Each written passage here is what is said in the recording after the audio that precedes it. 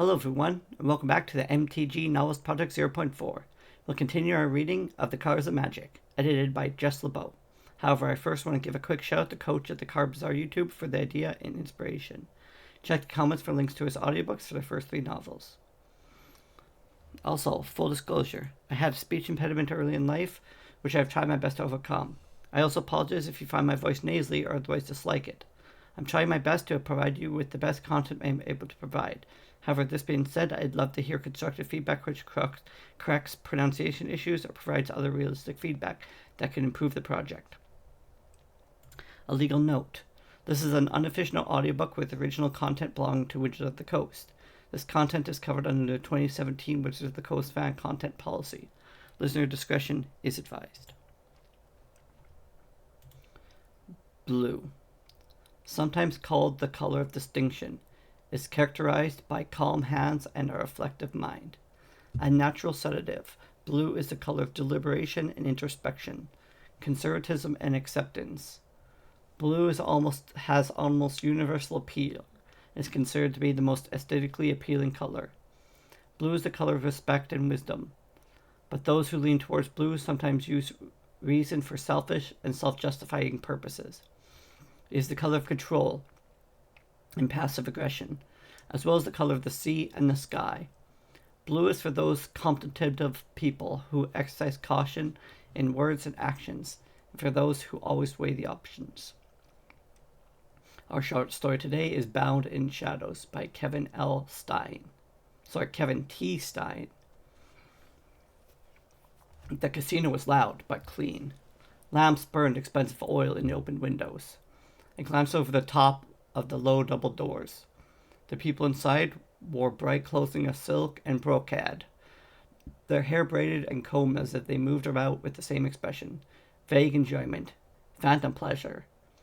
They lost their money to Dumas, Master Dumas. They shouldn't count themselves lucky. The sun labored to reach the city through the thick clouds. The previous night's dustfall had left everything gray. Since the end of the Great War, the Brothers' War, everyone who slept without shelter spent the day beating, brushing clothes to remove the dust.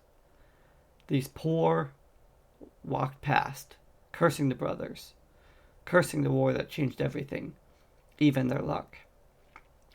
I was clean. Last night I slept in my flat. My side of the street was choked with shuffling people, bent over. They didn't look to the casino or its patrons. They looked at each other. General hatred and distrust inflamed by the Great War. I knew they wanted to lash out at something, that they were chewing over their luck. Right now, their luck was bad. But when it changed, they'd be the ones wearing bright silks, and they who braided their hair. They'd raise themselves up by stepping on the lives of those around them. Their anticipation, their lust, tightened the air. Mouths almost dripped like the muzzles of hungry dogs. They were all wrong. If they wanted to leave the streets, they shouldn't step on each other, but those at the casino. I had dedicated my life to this simple idea. I could have told them, but I chose to keep my own counsel. I don't do charity work. There was 1,000 reasons I hated standing in that alley. It smelled old and musty, and quickly covered me in a film of dust. I'd watched the casino so many times from that alley, I would have known if a stone were missing. There were other things to hate. Annie's shift hadn't ended yet. She was still bringing drinks to well-dressed patrons. I hated waiting for her, afraid she'd find someone at the casino and leave me. It was only a matter of time. There was so much tension in me. I needed a release. I needed to be calm. I slowly closed my eyes and opened myself to the flow, to clean my spirit. I took a deep breath and the flow filled me, pale and blue, water seen in the distance. I raised above my body, imagined flying like a bird to escape the streets, the dirt, and the hateful beggars. Hovering above the city, I could tell where the flow was the strongest this month. I could see where the wealthy resided. The more luck, the more wealth. My spirit drifted. The hate would not be dismissed. I opened my eyes to a casino. Nothing had changed, not even my mood. Men in rich blue cloth moved through the casino crowd, the pit bosses.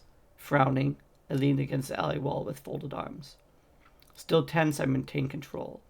In the window, I saw a sudden flash of red hair, the color of the sun setting in the polluted, dusky sky.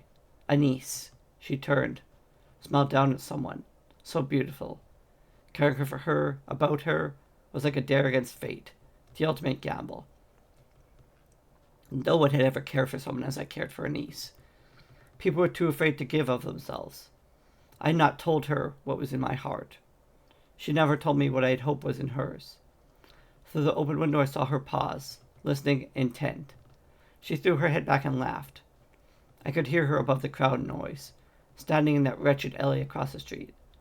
She gently caressed an upturned face, and still I maintained control. Stepping into view was Dumas, Master Dumas, of the casino, was heavy-set, had thinning black hair, and wore a red brocade chased with gold at the cuff and collar. Only the managers wore gold. A face built from high cheekbones gave him a youthful appearance, though he had not seen youth in scores of years. Around his neck he wore a pendant. Without effect, I could see its place, its focus in the flow. It had power. Dumas snaked an arm around Anise's waist, and still she smiled. He leaned over, whispered into her ear, handed her something. Pulling back with surprise, she expected the pendant on its chains. She'd lost her smile. He'd made her an offer. I could imagine for what. Dumas waited for an answer. Anise let the pendant drop, pushed at him, playfully, laughing. He reached for in vain when she moved away. My control was broken. I dove into the flow to fill myself and drowned. Magic was thin and impure. I stepped from the alley, muscling through thick, dusty lines of poor people to the next gambling game. A vendor selling meat stuff, bread, stopped before me with a little smoking cart. I gestured to accept this and played a gambler's game on him. And game endured by only the most brave, those of the greatest hunger. It is difficult to find the root of his spirits, the basis of his life magic, but not impossible. There and then, I stopped his heart. His brown eyes went wide. I instantly let go, felt no guilt. He would have done the same to me. The man fell over his cart, gasping with great pain. I pushed him aside, out of my way. Fish clenched and raised, I pressed on to where Dumas pursued Anise. From my left came a noise of horn and armor. Both sides of the street, rich and poor scattered, pressing themselves against the walls, entering doorways and alleys. Soldiers rounded the corner and paraded up the street. They didn't look at me, at anyone. My gambler's magic would not harm them anyway. Their hearts could not be frozen. They were strong and protected, returning from the Brothers' War. I knew what they thought, had heard their dim views of the city and its people. The feeling was mutual. To us, they were nothing more than unwanted lives, refused with mouths. The soldiers were a river I could not cross. Dust swirled in their wake, forcing me back, blocking even my view of the casino, which strangely tempted my anger. Anise would be home soon enough. I left the street in its disparity, and its river of men, thinking of her. How long would it be before she gave in to Dumas? I pulled flow through me, for calm, for power, trying to set my questions aside. The immediate answer was simple. If Anise came home wearing the pendant, I would know her betrayal, inevitable betrayal, would be complete. I vowed right then to defeat Dumas for her. A man could only down so much before his luck changed. We lived in the bones of a thing long dead. Our room was long and wide, a landing of exposed slats broken with age supporting four walls made from the thin plaster by inexpert hands. Small rock and dirt rained down irregularly from the ceiling, made worse by the cap upstairs, whose nocturnal pacing kept me awake at night. A few oil lamps burned yellow. The wall facing the street had a window without glass, broken out during the riots and storms. When the luck flowed our way, a wind unsoured by the street blew in. I sat on my cot, a flat field cushion gambled from a soldier, and tried not to think of Anise's bed nearby. Instead, I focused on my precious 5 cages. How many more did Dumas have? 5? 50? My hatred for him was a palpable thing, so that even my animals, salamander, poison toad, spider, rat, and my beautiful mantis, delicate and green, grew less restless. DuPont used a mantis, his favorite sport. He could fight in the aviaries, but birds were more flash than sport. No real money. They were too hard to use, too much effort. I didn't always like to play. The best gamblers could feel their magic fade, could taste the bad luck. The smart ones knew when it was time to back away. Everyone backed away sometimes, except Dumas. He never said no to a fight. That wasn't quite true. He never said no to a fight of his class. The mantis turned towards me, raised its razor arms, pivoted its head. It knew it was my favorite. The others were in the cages like soldiers. Their spirits were simple and pure, easy to control. The best gamblers knew the animals were the means to greater wealth, a better life. The animal arena saw the greatest flow of money. Games of bloodletting, games of freeze, like a played on the street vendor, were simple, quick, but required real nerves. The money from them was thin compared to arenas where the winners played. I stretched my arm towards the mantis. Eyes half closed, I drew myself into the flow, and rose above the falling dirt and darkness. My spirit followed a sense of motion. I was carried a great distance, almost forever. Time was lost. Slowly the stream stopped, rushing straight away. It bent, first in a curve, then in a circle. I had it. I had control. The mantis stood in my open hand, spirit drawn from its mortality. I could see it through a perfect mirage. Its corporeal form was still rigid in its cage, and would remain that way until dead, or its spirit was returned. My connection to its ghost was achieved with careful skill and hours of training. I focused my thoughts on the essence standing in my palm. It raised its two arms in praise. I focused again. It lowered them. I was in control. This was the weapon I could use to defeat Deimos, a mantis. The mantis arenas were the best favored in the city. The knowledge of my secret weapon felt like a hidden dagger, ready for a fatal final blow. The flow I'd taken filled places in my thoughts like rainwater gathered in pools. Each pool brought a feeling, a comfortable pressure. I released one of the pools. Washed, the mantis spirit glided away from my palm, up my arm, attacking the air in practice like a toy. I watched as its back legs dragged and its body slumped forward a fraction too far. My face felt weighed down with disappointment. I wriggled my fingers and its head jerked up, and its body turned to attack. I brooded over my control. Fine for the salamander toad, but not enough for this difficult creature. The mantis approached my fingers with caution. Every animal spirit had its own challenge to overcome, but I didn't want to wait. Didn't want to continue experiments that led to disappointment. More practice time meant Anise would have more opportunity to find another home. I needed to hurry. The early days when we met were sunken memories. The room had been ours for 2 years. We had found each other much the same way as everyone else did. It was a matter of mutual need. We both needed our luck to change, and we both needed someone to share the cost of the room. I learned she had been beaten by her lover, a string of lovers, one of the reasons she never liked to be touched. I decided she needed to be part of my life. My eyes lost focus and magic continued to spiral from my spirit to the mantis. The time of my vending in the streets was long over. Back then I knew people. One of those people got Anise her job, bringing drinks to tables at casinos. I was proud when she moved to better bars. I felt I had done something good, helped someone worth caring about. I gave up the streets and gamblers' games, the only road to power in the city, the only road out of the city for someone like me. Anise no longer needed my help. Remembering that tightening my hungry stomach. She no longer needed my help because she was making it on her own. She no longer needed me. I told myself I was happy for her.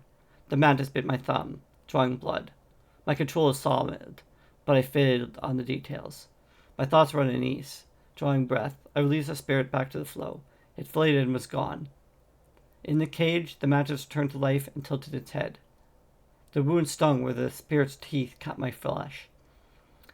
I didn't bind the gash, but instead held my hand up to slow the blood, letting some drip onto the floor. Living with my animals, caring for them, made me a good gambler. It made the animals trust, opened them to my control. The lock, badly in need of oil, clicked under the slow-turning iron key. Carrying a basket, Anise forced the door open with her shoulder, cursing softly. She glanced at the door and the lock, cursing everything. I could do nothing but wait for her to complete this ritual of anger. She'd been following the same pattern for several months, since Dumas first approached her with the promise of that pendant, that magic he wore. She shouldered the door closed again and nearly dropped the covered basket on the table in the corner. Her foot caught the hem of her lead-wrong skirt and she nearly tripped. She didn't like to be helped. I continued to wait. Dressed in the rich crimson of the casino, she finally looked at me, thumb bloody, sitting near my cages.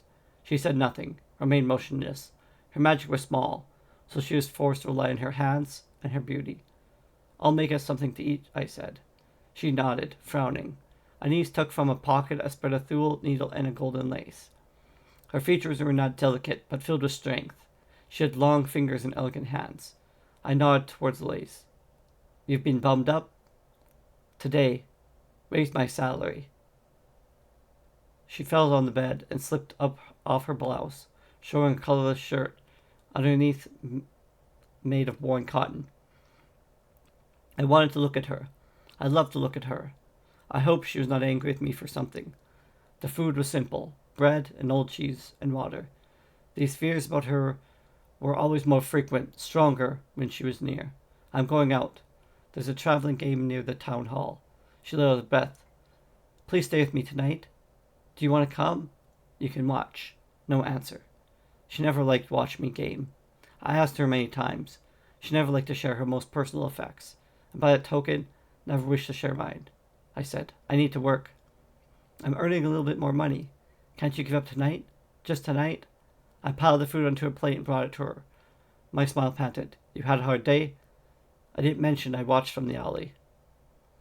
She nodded. I wanted to put a hand on her shoulder, but she didn't like to be touched, particularly after work. I have to make this game. The money will buy back some of the things we lost. Her eyes slowly swept the room. Once we had a chair, a real book too thick to finish in a year, and a mirror. That had been the last to go. Her eyes settled on the cages. Of course. Those would never be sold. They were the means of my living. Her eyes finally fixed on me and she smiled, not understanding. If I had your magic, I would have better luck. There'd be more money. She waved, despairing, absent. More magic, more luck, more money. I leaned forward to stroke her hair but stopped myself, and instead I stood to get some water. She threaded the needle to sew the gold lace into the cuffs of her red brows, the symbol of rank at the casino. Water from the jug filled my cup. My thumb caught the rim of the jug's handle. It started bleeding again, and dripped into the filled cup. Let me try the game on you, she said. What? That old gambler's game, she repeated. Let me try it on you. I turned, her face smiling. All right, try it. Her magic was weak. Her hands fell into her lap. Her eyes slowly closed. Anise breathed deeply and evenly. I had the sensation of the flow being drawn from me to her. Time passed as she concentrated on the game. She lifted her arms with great deliberation, and elegantly hand palm up, open fingers spread as if they held a melon. She opened her eyes, concentrating her gaze on mine. No longer coy, she held an expression of honest enjoyment. She must have seen a little joy in a day. Her magic sought the root of mine, the source of my spirit. Her fingers slowly closed, and she laughed lightly. There's a various feeling of constriction in my chest. The mysterious power making my heart pump was being influenced by her magic. The sensation that was nothing more than discomfort. From a more powerful practitioner, it could kill. Surviving was the other part of the game. I clutched my chest and emitted a false groan. Her magic fell away as if it dropped in a ravine. She sighed loudly. 2 great breaths. Excellent. Very good. Thanks. Smiling at her own fatigue, she motioned for the water and managed to add. Fun. I stood over her. Water in hand, I gave her the water. She drank it greedily. Please. More. Arenas were fixed or floating. Fixed arenas were housed within the casinos themselves, and owned by Dumas and others like him. Floating games were announced in secret, preventing interference by players with more magic, like pennants brimming with control, like Dumas. These true gamblers ruined evenings without effort, and drove arena bosses out of business. They smashed chances of lesser players without regret. Nobody ratted out a floating game to a professional. To do so, get caught, meant death. Without regret. Town hall games were large and loud, and hidden in unused sewers and tunnels. The torch burned in the town hall's tower, announcing the game was still open. No torch, no game. Dustfall started early that night, before sunset. Jogging, I covered my head with a scrap of cloth to keep out the city. Still, my face felt dirty, and my nose itched from dust. Some people believed the falling dust were the ashes of the dead, ashes from the war. I didn't worry about that much, since it meant time away from practice and training, time too precious to waste. I entered the arena near a row of houses, all of brick, all better than mine, all kept empty by the floating arenas. There were so many such control blocks controlled by the bosses, because it prevented major players from learning in advance when and where a game would be played. Invitations came by word of mouth, came quickly to those living on the streets, in cheap flats or parks. 2 men stood in the shadows on either side of the door. I moved to the short line of gamblers, shielding themselves in the dust. I tested my luck, let my eyes drop half closed, not weak, not strong. Perhaps a trick such as I had planned would win the night, when luck ran my way. Luck made everything better. There's no other way to describe it. The animal could do something surprising. Your opponent could slip, could sneeze, could look away. Looking away was the worst, the most common mistake. It broke concentration and confused the animal. Good luck made all the difference. A hand fell on my chest at the door, pushing me back a step. Another lifted the cloth from my head. Grunts sounding from the dark, and I was pulled into the darkness. The guards were different tonight, looking for professionals like Dumas. I ignored them and slipped from the darkness. Lamps and candles lighting the path to the arena. The air was heavy with the sense of dust, dirt, and sweat. Noise from the arena built slowly. My heart beat faster. This kind of excitement was better than the bloodletting game, better than the freeze game I played with a niece. People watched the arena, acknowledging the victors. My feet carried me faster. A game ended as I entered. The crowd jumped to its feet. I smiled and shouted along with everyone else. I'd seen nothing, but it didn't matter. The thrill of the arena moved me. Money was collected by arena guards and given to the victor, someone I didn't know. Faces were hidden by darkness, sometimes washed by red torches. The arena guard lifted his arms to ask for the next challenger. I pushed through bodies like the arena was a crowded street. Men in poor clothes and men in work uniforms. Men in rich blue with gold trim, so many I can't remember them all. The bright light blinded me. Sand shifted under my weight. The crowd was waiting for more. 2 chairs sat facing each other in the sand. The other man, my height, average weight, straight dark hair going gray, was already seated. His magic was new to me, but he had won. And that said he must have skill. The unfocused magic in the crowd made it hard to tell without concentration. I took the seat boldly but slowly, staring into his shadow eyes. This arena was for lizard and related creatures. From the tracks in the sand, someone had summoned the spirit of a snake. A salamander, maybe a charmeleon. There were too many tracks. I couldn't tell who was one, but I would have bet on the snake. Expressionless, the other man raised his hands above his head, palms towards me, elbows bent. I raised my arms more slowly, menacing, turning my palms so my elbows were in line with my ears. The guard stood in the middle of the arena, calling for bets.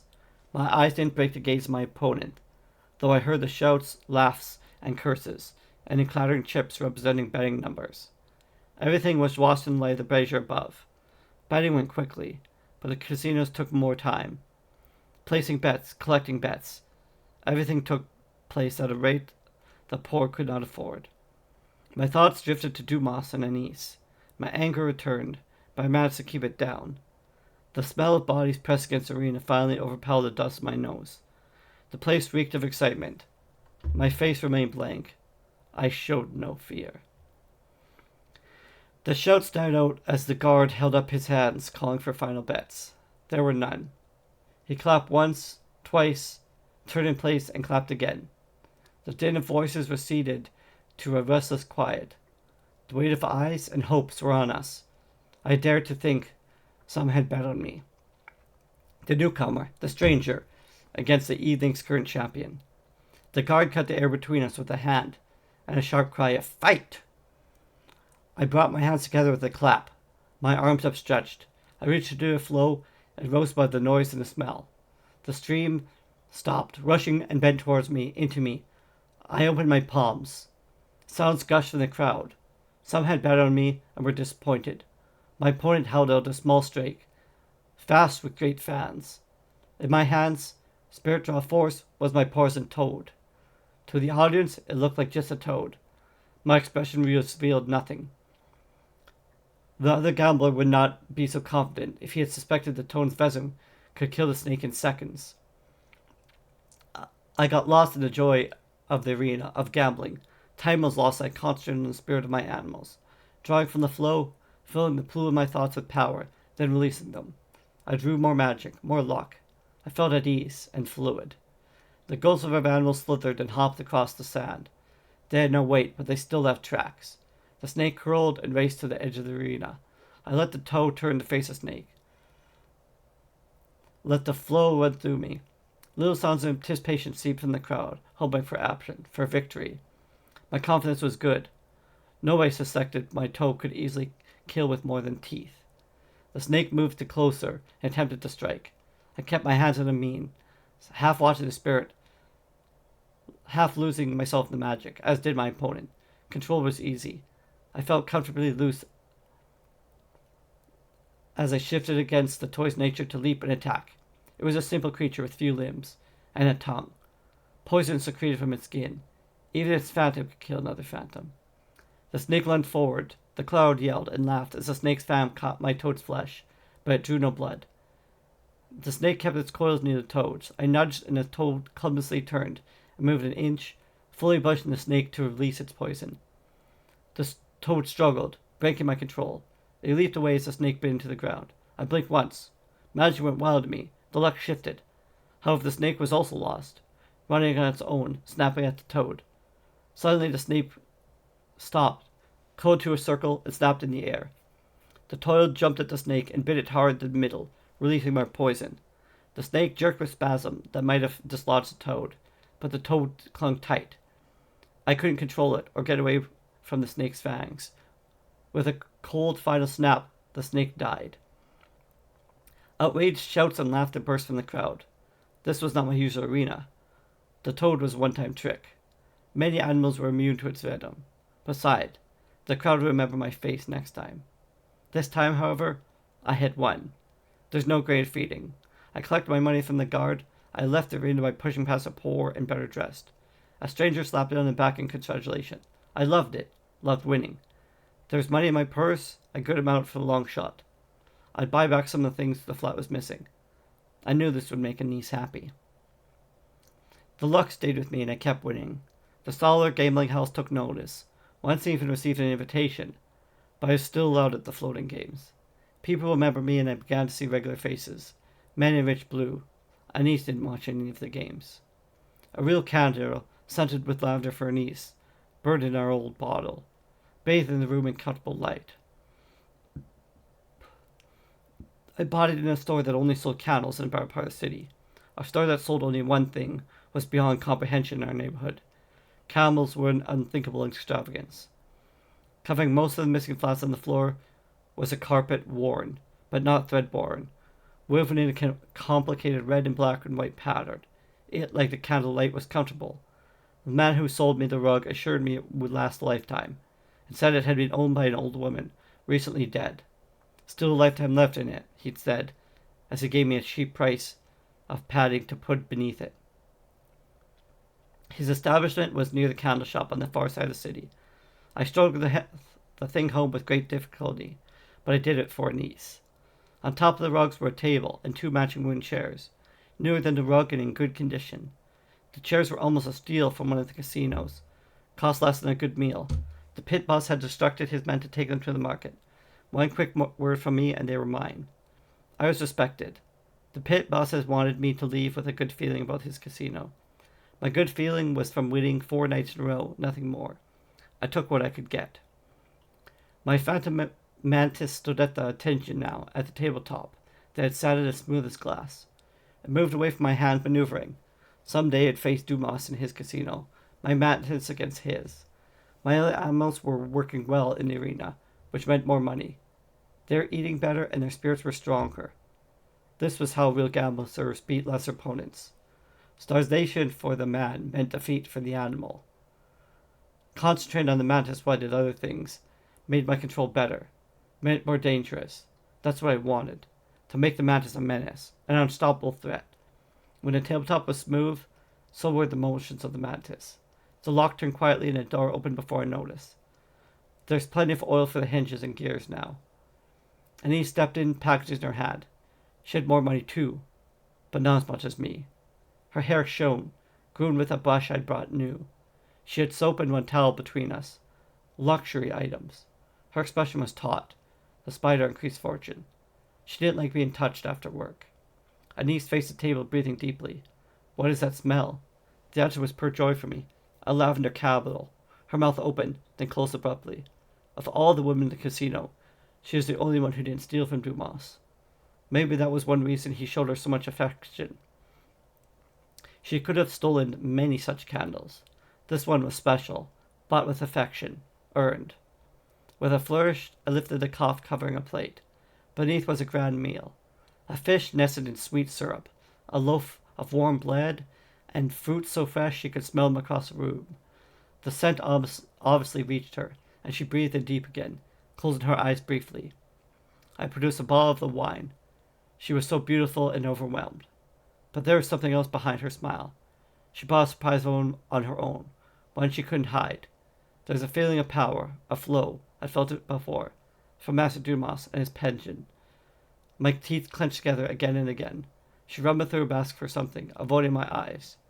She knew I could feel the pendant in the room. What to do? What to say? What did it mean? Had she given herself to him? Was this our last meal together? After I'd fought and struggled so hard? I had decided to be calm and found my control. Deeper now with practice, with success. I could feel the pendant so strongly. If I wore it, the power of my animals would raise me up, higher even than my Curtis status. Ania stopped her nervous search and put a hand over her throat, where the gold lace was stitched. The promotion from Dumas. He gave it to me today. I can feel it. She turned, still nervous. Because she was worried I knew of her betrayal. Because there was no betrayal, and she was afraid I would be offended by her acceptance of a gift from another man. One thing was certain. Dumas was wearing her down. She was weakened, slowly allowing his advantages. I'd seen her in the casino from the alley. I knew how she flirted and toyed with him. I'd see Dumas slip his arm around her.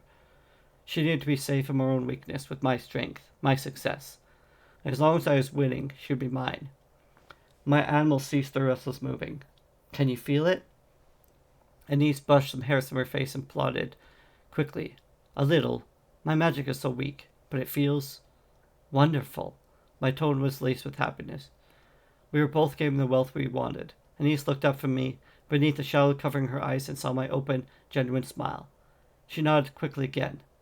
It feels lucky. That's what I'm told will happen. I'll have more magic, so I'll have more luck. That made me laugh. I didn't tell her magic needed to be exercised, used, and practiced before you can have luck. She thought in terms of superstition and legend. I stood and gestured to the opposite chair. She laughed shortly and put the basket on the floor. She slid past me without touching me. I pulled the chair out and pushed it under her. I set the platter before her dark eyes, glowing warm in the candlelight. I lifted another cloth to reveal newly polished knives and forks. I just didn't know what to do. She was open, honestly, and charming. She had given me little joys without knowing or understanding how much they meant. I would have told her the pleasure I got if I thought she wouldn't draw away. Instead, I demonstrated the proper process.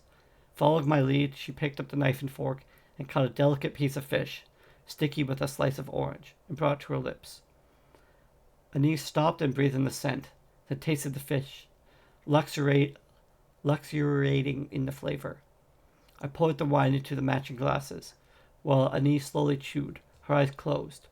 Smoke from the candle curled into wreaths around her hair and spiraled around her throat. The pendant filled me with the same languor as her eating. I reached out to touch it. Her eyes were closed. She wouldn't know if I was careful. My animals were no longer calm. They were moving back and forth, excited. Anise breathed deeply. I jerked my hand back before she could open her eyes. Staring at me over the rim, she sipped the rime. Oblivious. I filled her cup again before she could find words, and finally sat down. Anise motioned me to eat, but the power of the pendant drew away my appetite. I forced myself to swallow anyway. Some words passed between us, but we were both in different places. Elevated, she by the grandeur of my offers, I by her joy for the moment. My thoughts slipped to the pendant. I couldn't help it. This is what real gamblers had, what kept them apart from the poor more than their doors and walls and guards. Everything I tasted up to then was nothing but rainwater, impure, the shallows.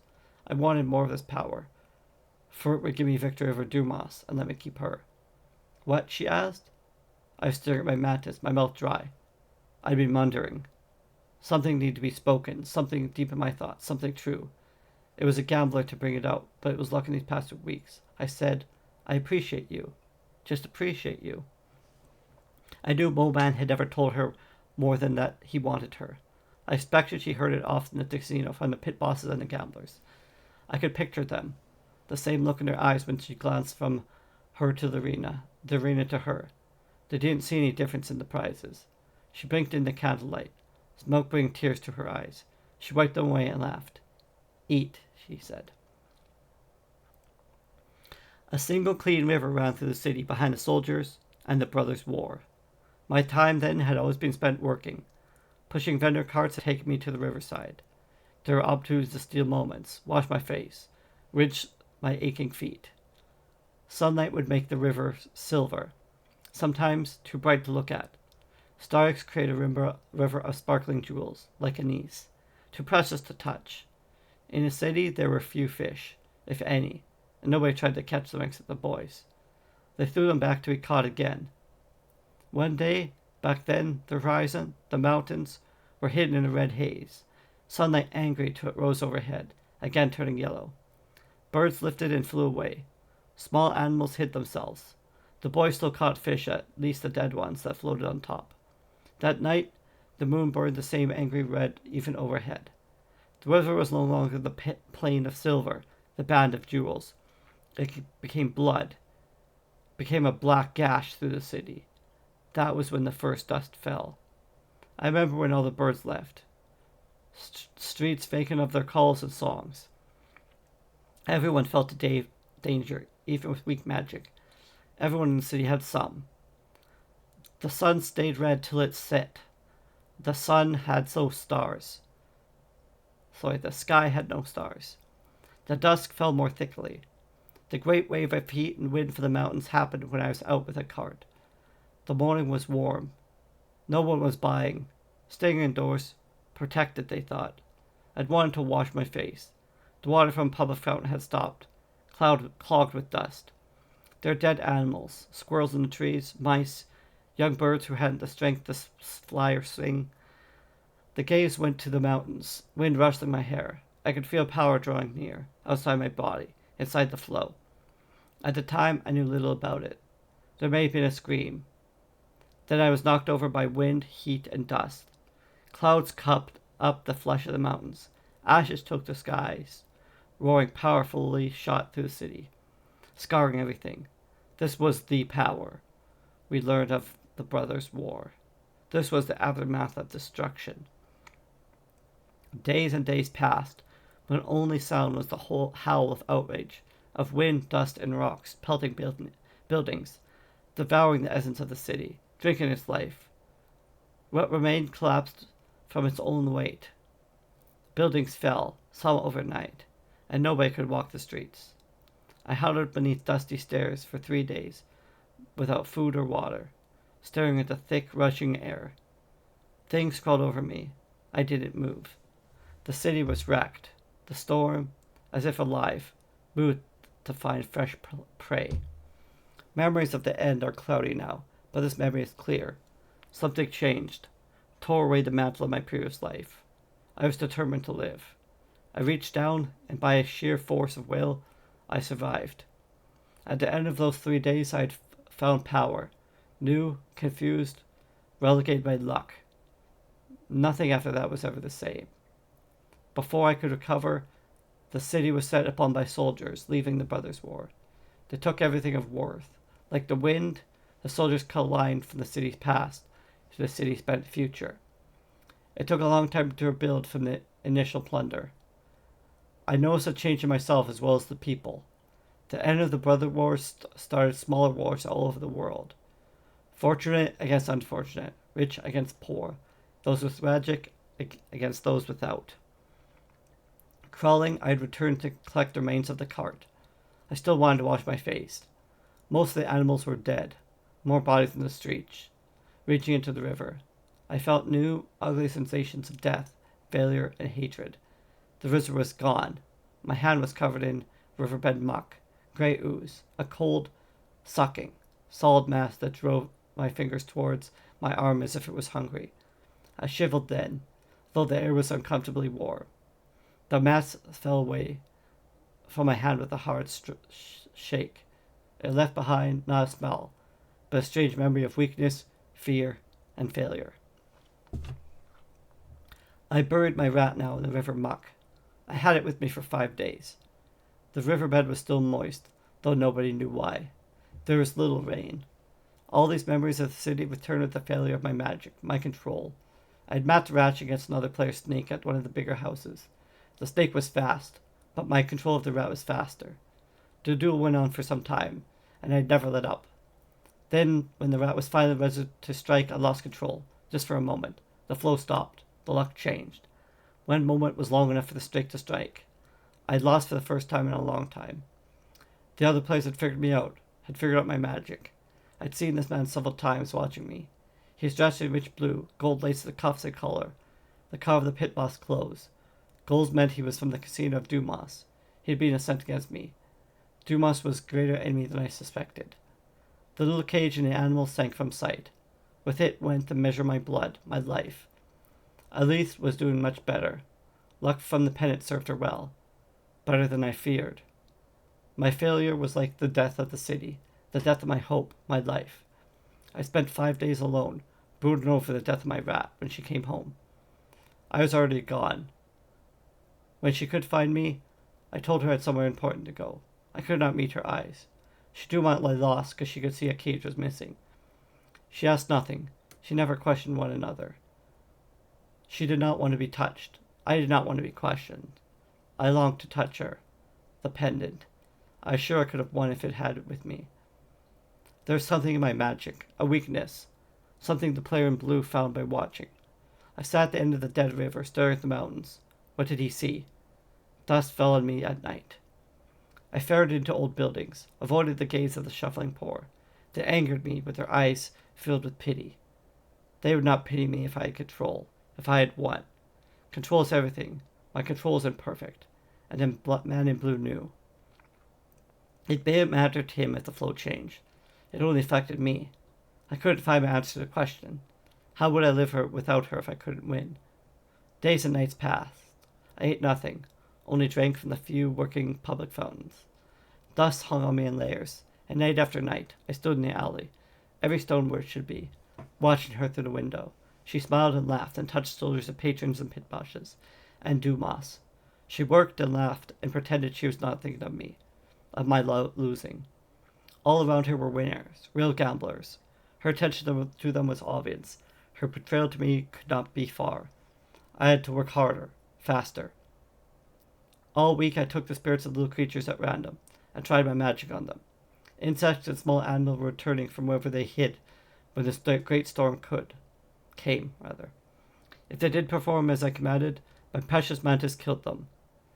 I grew weak, but was too determined to give in to fatigue. I didn't recognize time, only light and darkness. Dawns and twilights were gone to me. There was rain and dust and darkness and light. At the end of the week, 2 creatures were left, a bee and a spider. The others die.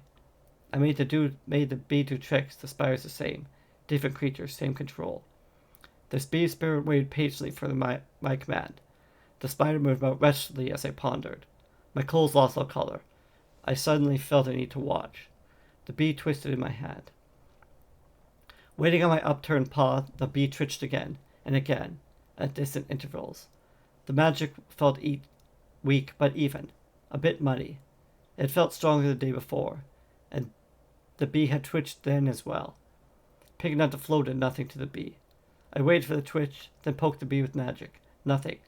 I crushed the spirit in my hand. The next week, I spent eliminating the part of my magic that made the bee twist. The snake ate my rat when I hesitated. I eliminated that too. Pushed by desperation, I figured it out. Maybe I discovered luck.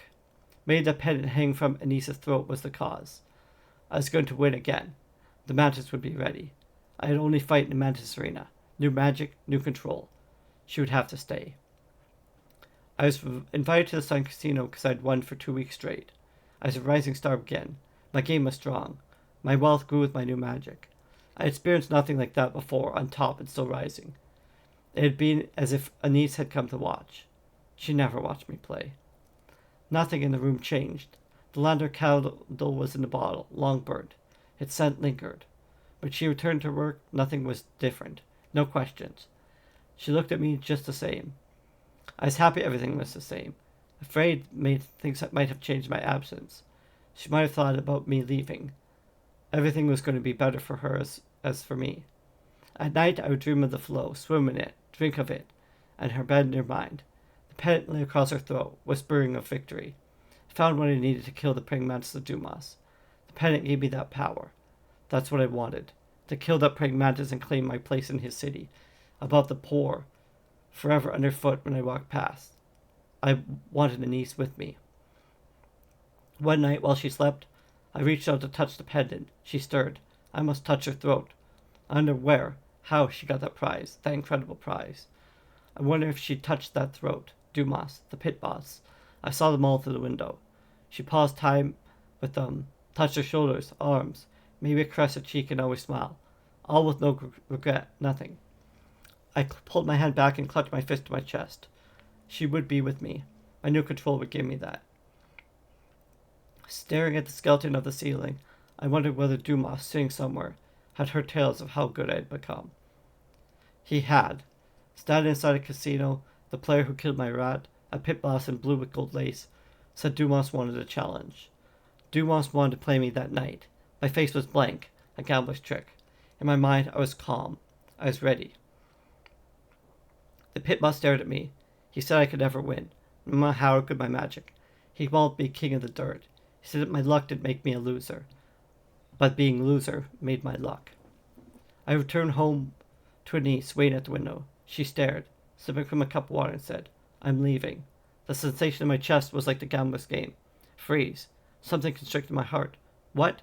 "I am leaving you," she said, her hair burnished by fading sunlight. She put a hand in her pendant and ran her fingers along its edges. "I'm going off to be on my own." This is because of Dumas, isn't it? The constriction continued. I felt my heat on my skin, but cold inside. My animals thrashed against their cages, feeling my fury. Annalise shook her head, not looking at me. "Dumas has..." I raged in place. "Liar! This is because of Dumas." Clutching the pendant, she turned to the window. I couldn't see her face. She was not racked with sobs, as I wanted her to be, or torn with sorrow. I was desperately to see her. Slowly she nodded her acknowledgement and confessed her lie. "You're believing because he thinks he offers you more." My animals hissed, rattled, and ran in circles. "I'll give you the same." "You can't," she had pain in her voice. "We have been together some time, and I can't give you what you want." Her free hand fell from the pendant on her shoulders. I can't give myself to you." "And you can with Dumas?" "No, not with Dumas." I smashed my foot on the floor. A slat cracked beneath the carpet I'd bought for her. "If not with Dumas, then with who?" Anise shook her head again and struggled. "I don't know, but I know I must leave here." "You must leave here," I laughed. A short and acid laugh. Blood boiled in my animals. I turned towards them. The small metal hurled itself against the bars of the cage and died. I flinched. Another piece of me was gone. Marvel I lay gone, like Anise. There was still a chance. If I needed defeat Dumas, my mantis against Hind, she would stay. I knew it. I thought of all the dreams inspired by the pendant. Using it against Dumas would show her his weakness. Show her that he could never give her what he wanted. He was a real gambler, but his luck would change. It would change that night, and I'd be the one to change it. Anise stood and straightened, her dress with the gold lace around the cuff and collar. She ran Thran through her hair. I have no bags. I won't take anything with me. Give me the pendant. She looked at me in the eye and blinked slowly. What? The pendant. My hand reached out. Give it to me. Anise turned her shoulders defensively and raised her hand to cover the pendant. Her expression said she would not give it up. It is my new luck. For the first time. Don't you dare say for the first time you're lucky, I bellowed. Your luck started when we met. She tried to move past me towards the door. Her eyes never left me. Her feet stepped silently off the carpet. She slipped from my sight, but I knew she needed me. I turned towards my mantis. Its black, hintless eyes watched me. I waited patiently in my control. An idea. Was it possible? Could I do it? Could anyone? I stretched my arm towards her with clasped eyes. I felt the sensation of motion. My spirit flowed. Was it possible? As with the other gamblers' game, I sought her magic, the root, the source of her spirit, but she was surrounded by the power of the pendant, making the distance immense. It was too much, the challenge too great. I struggled, buffeted by power, spirit to human spirit. Animals are simple. This was torture to my magic. Yet I could not surrender. She needed me. Needed me. I could not lose to another. Anise stood enthralled. Concentrated made my nose bleed, my ears ring. I focused on her eyes. Her body was rigid, as when I first touched her. When we first met, my control spun and twisted, fighting her dominance. How much easier it would be if I had the pendant. I pointed to her bed. She jerked, sobs breaking from her throat. She moved, lowered herself to her knees and sat on her bed. Tears flowed from her eyes. She would be happy under my control. Once the fight with Dumas was finished, Anise would see that was true.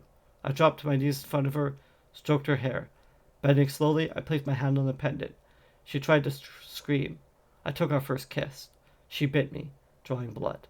I whispered, everything I do for you.